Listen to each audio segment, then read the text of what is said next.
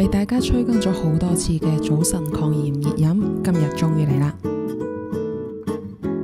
材料方面，我哋首先準備一個橙、肉桂、綠茶，直接用茶包都得嘅，八角、生薑。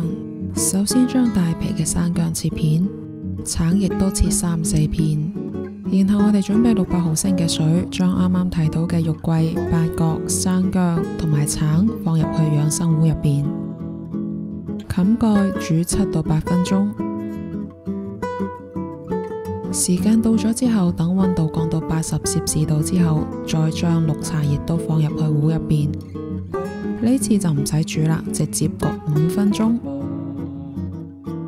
等茶出味，水溫低於80攝氏度嚟泡綠茶嘅話，就可以好好咁保留茶入邊嘅兒茶素，唔會被高溫破壞。煮好之後，你可以聞到好香、好舒服嘅橙嘅香味。中意甜嘅朋友亦都可以加啲蜂蜜嚟調一調味。